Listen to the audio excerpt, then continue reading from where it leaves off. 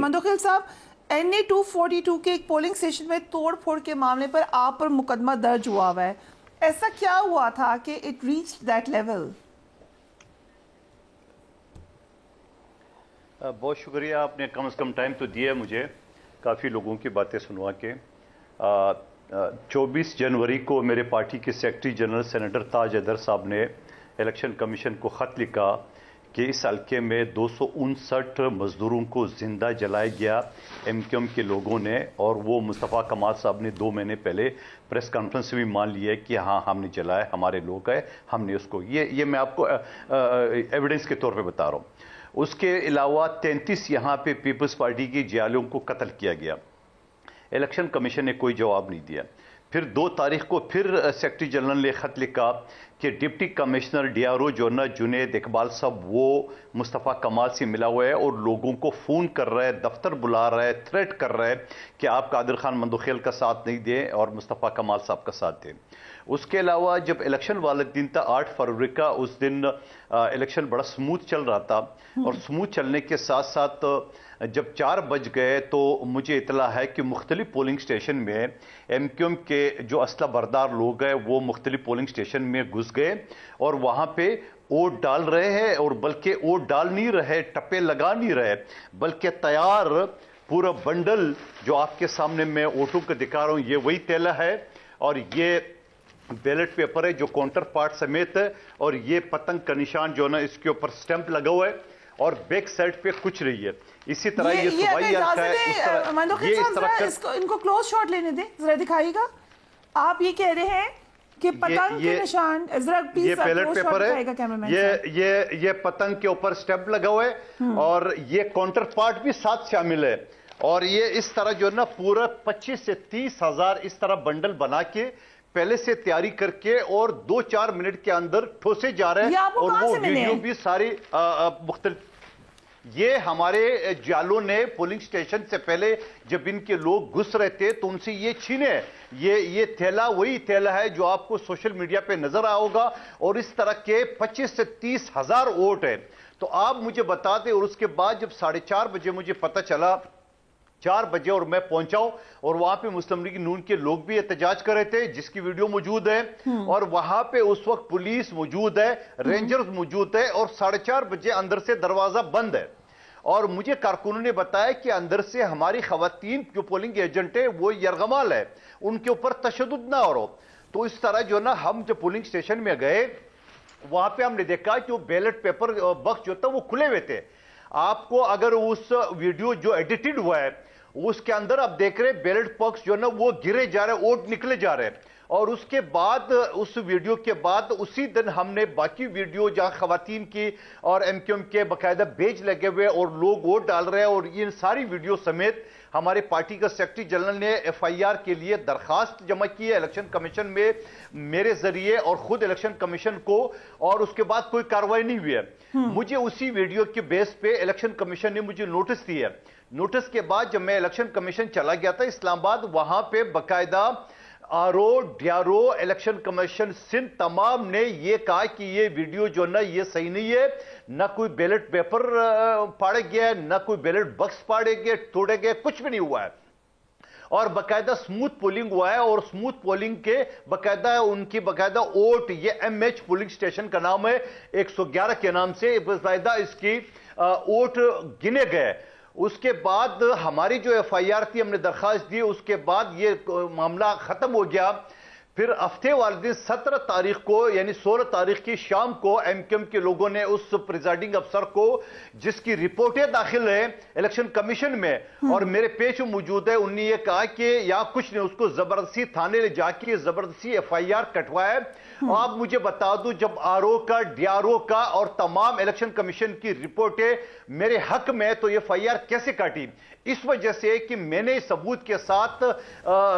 Video के साथ election commission को और मेरे सेक्रेटरी जनरल ने ले जाए FIR, और आज हमने 22A की पिटीशन दाखिल की है, اور اس کے اوپر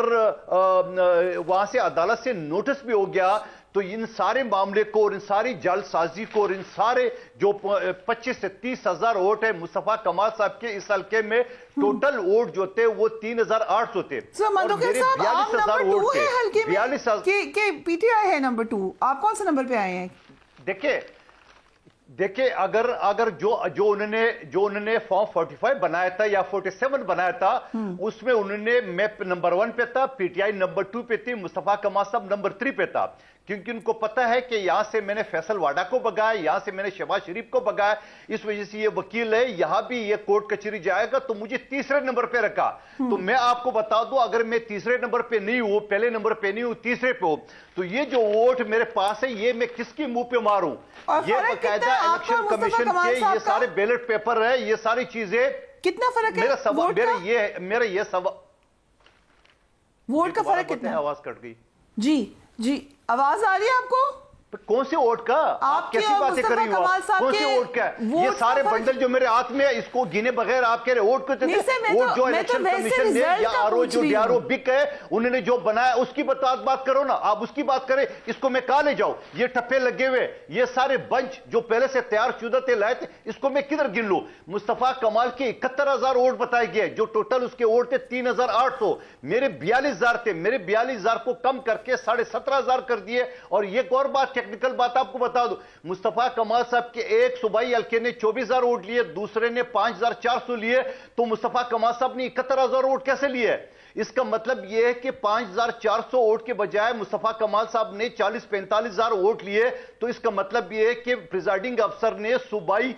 بیلٹ پیپر ایشو نہیں کیے، صرف قومی ایشو کیے، تو اس کا مطلب تو اس سے بڑی داندلی، اس سے بڑا فراڈ کیا ہو سکتا ہے؟ اور اس سے پہلے میں نے ڈی آر او کے میٹنگ میں یہ بات کہی ہے کہ یہ شخص جو نا اداروں کو بدنام کر رہا ہے، اداروں کا نام لے رہا ہے، اس کو روکا جائے، کوئی کاروائی نہیں ہوئی ہے۔ تو میں آج چیف جسٹس سپریم کورٹ سے پوچھنا چاہ رہا ہوں کہ یہ جو بنڈل میں ہاتھ میں 25 سے 30,000 لے کے پھر رہا ہوں، جو باقاعدہ ویڈیو موجود ہے، ان کے لوگ اندر لے جا رہے تھے پولیس کی موجودگی میں، وہاں سے ہم نے چھینے گئے ہمارے کارکنوں نے، تو آپ مجھے بتا دو پھر آپ کہہ رہے ہیں کون سے نمبر پہ ہو؟ مندوخیل صاحب، حکومت سازی کس طریقے کی آپ دیکھ رہے ہیں؟ اور یہ جو مسئلہ آپ نے بتایا ہے، مہربانوں بتا رہی ہیں، بہت سارے لوگ اپنے فارم 45 لے کے پھر رہے ہیں،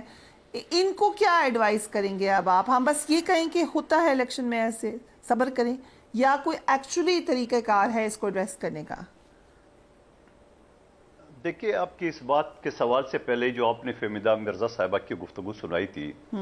اس سے پہلے بھی جے ڈی اے کے نام سے جو ایک اتحاد بنا تھا،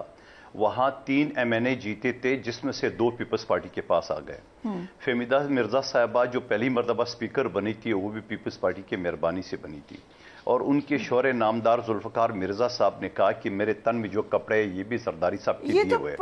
تو اس سے ذرا یہ پوچھتے تھے آپ، اسے وہ پوچھتے تھے، یہ انہیں خود کہا ہے، یہ انہوں نے خود کہا، میں نہیں کہہ رہا ہوں۔ ان سے ذرا یہ پوچھو کہ آپ 5 سال ایم این اے تھی، آپ نے اپنے حلقے میں کیا 2 روپے، سن لے 2 روپے، آپ نے میری بہن مجھے سنایا تھا ان کا، تو مجھے اپنا جواب دینے دو نا، ایک طرفہ کہانی ریڈیو کی چلے گا نا۔ دیکھیں بات یہ ہوتا نا، انہوں نے جب ان کے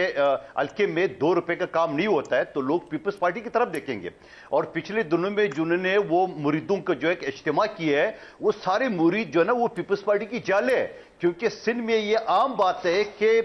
سر جو ہے نا پیر پگاڑا کا ووٹ بھٹو کا ہے، تو یہ کہتے ہیں 20 لاکھ لوگوں کو آپ نے جمع کیے، تو صرف 20 لاکھ لوگوں سے یہ پوچھ لیتے کہ 8 فروری کو آپ نے ووٹ کیوں ہمیں نہیں دیا ہے؟ دوسری بات جو آپ نے حکومت کی بات کی، یقیناً پیپلز پارٹی کی پوزیشن اس وقت ایسی ہے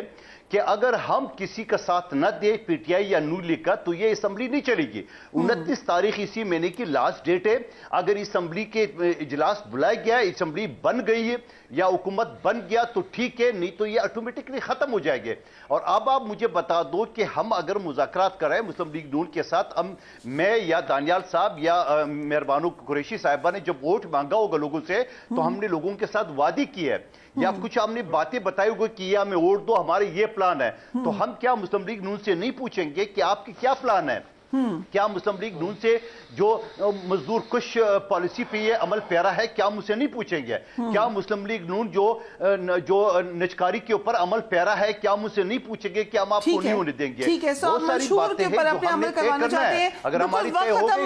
नहीं तो फिर हम अपना बना लें हुकूमत।